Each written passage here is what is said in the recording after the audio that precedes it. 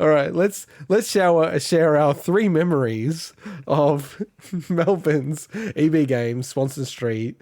Sorry, like I'm gonna read this again from the start because I'm like making it up in my head and reading it. So Melbourne's EB Games, Swanston Street has closed the Nintendo experience, which was located on the store's second level. So the report came from our good friends over at Vooks.net.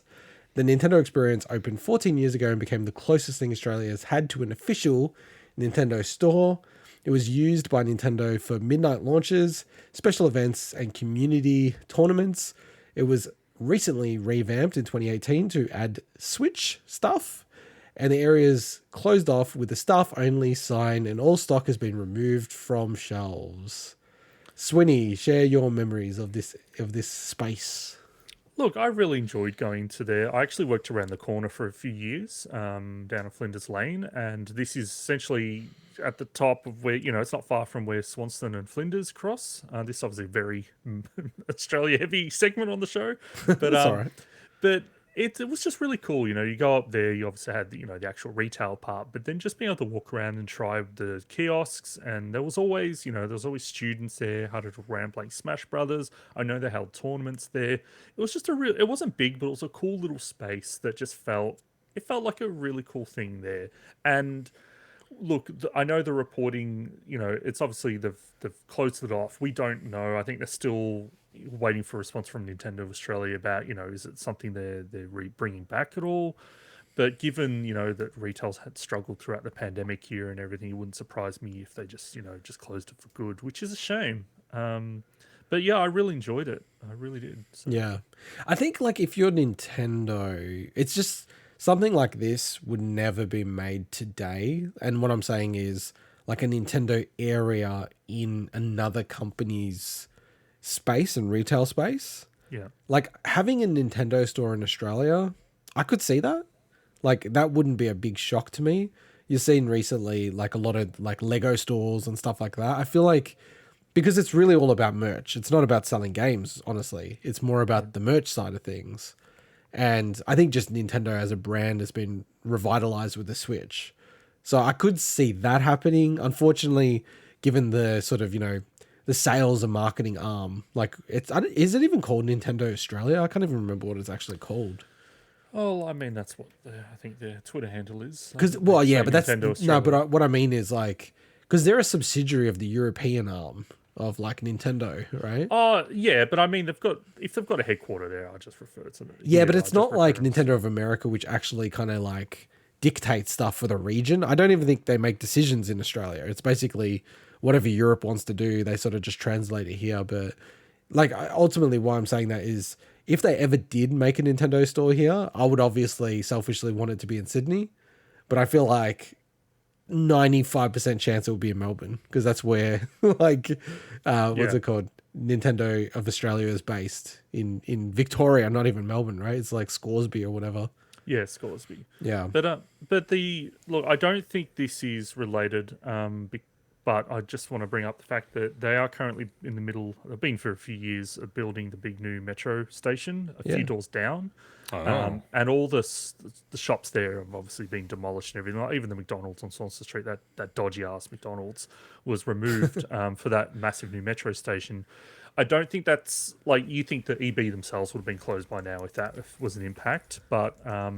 I know that it's obviously changed the face of retail in that area in general. Maybe there's even less foot traffic there these days, but it has been a few years since those shops closed. Do we know at all? I mean, I doubt there's a way to find out what the payment model is with this. Do they pay part of the rent? Do they? Yeah, it's a good call. What's the relationship with EB for this one? I don't know. There's also a downstairs area which is the Zing Pop arm of the Zing one, brand, but. Yeah, who knows? I mean, it's looked like in the footage there, the actual offices of the EB Games were above that as well in that area. So clearly, I think it's probably them just paying out a rental space, or maybe percentage of profits of sales or something. So because it's co-branded, I mean, there's a huge EB Games. I mean, it's part of EB Games, obviously, but there's also big EB Game signs and stuff on that floor. So yeah, I really liked it because I visited. Nintendo New York, so the flagship store, pretty much for America. That's their flagship store, even though they're based in Seattle, right? I should know that. I just read a whole bloody book about Nintendo. But yeah, New York is where their flagship store is, and that's really cool. Like that store, and it's actually really cool as well, Swinny. I think you appreciate this, like, you know, people's reactions to stuff like Nintendo Directs, Smash reveals. Yeah. You often will see a clip from the New York store reaction because they'll have the live stream there as well. And it's just the amount of shit that you can buy there. Like, you just can't buy anywhere else. Like, very classic Nintendo. It's like all inspired from Disney. You know, the specific things that you can only get in the New York store and then like in Tokyo as well. And I feel like, yeah, this was the closest thing that we had in Australia. And being a huge Nintendo fan, like, it kind of sucks. Like, for us, the closest thing in Sydney to something like this is the Gamesman. It's like this independent, you know, EB competitor. They have their little arcade and, you know, video game history little museum that's really cool. Like, I didn't know that. That's awesome. Yeah, you should check I'd it love out to see next time you're up here. Yeah, totally.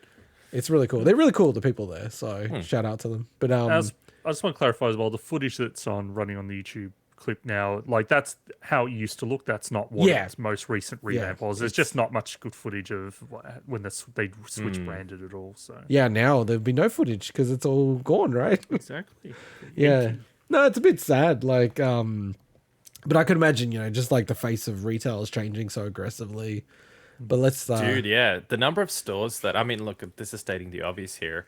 Ultimately, I think this probably closed down because it wasn't profitable, like any other store closing down. I don't think anyone just closes a store down willy-nilly. Clearly, they were probably making a loss. It wasn't worth paying the rent, whatever. But the number of stores in the city, and I'm sure Sydney's exactly the same, it's nuts. Just the number that are closed, changed for lease, that kind of stuff. It's incredible what COVID's completely destroyed a lot of stuff like that. Having spent time in Melbourne recently, I think Melbourne's way more affected than Sydney. I reckon. Like, I was shocked when I went to Melbourne. I was like, wow, this is like, outside of the main things like Chadstone, High Point, like, a lot of those stores are still open, but they've got deals and stuff, and I think they negotiated rents to keep them there.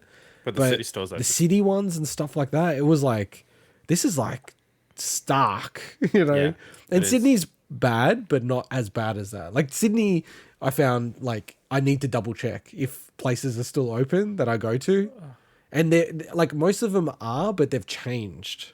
So it's like, I'll go there. I used to be able to get lunch there. Now I can only get coffee and like set menus because I've literally just got one person working there or two people instead of like in the old days. What's going to happen with tourism? Because, look, I'm going to say this now. I've been to many, many cities, and Melbourne is one of the dirtiest cities I've ever been to. What I would almost consider third world countries that I've been to have had cleaner cities overall. I don't think you've been to that many third world countries. No, but what parts of Melbourne are you going to? Yeah, I know. No, like, I'm talking about the city center. I'm talking about the city center is so.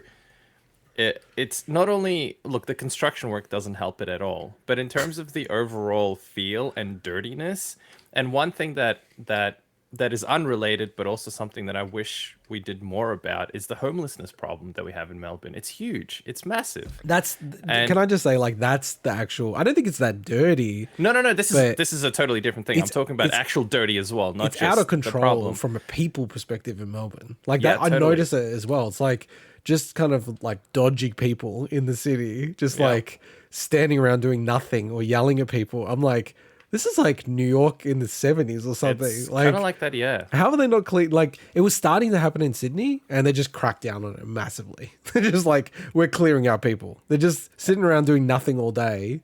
Like, we just can't have that. Like, let's get rid of them. But Look, as a tourist, I mean, I don't know what tourists are like. All I can say is anecdotally, for example, my ex-girlfriend who was from overseas, she hated Melbourne.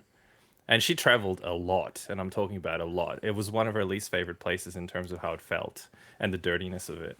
And maybe we don't realize that because we're there all the time, but I noticed it. I hate to admit it. I've lost the feel for it. I think it's not the great city that it once used to be. yeah, I think it's changed as well. Like, it was pretty disappointing when I went down there. I was like pretty shocked. But maybe that's just a lockdown and things will recover. That doesn't Well, help. Yeah. I still love Melbourne. Good for you. Good. You're repping Melbourne. That's good, Swinny. All right, let's get on to our final story, and it is Nintendo. This is a very Nintendo themed episode, by the way. Yeah. Very on brand from me. So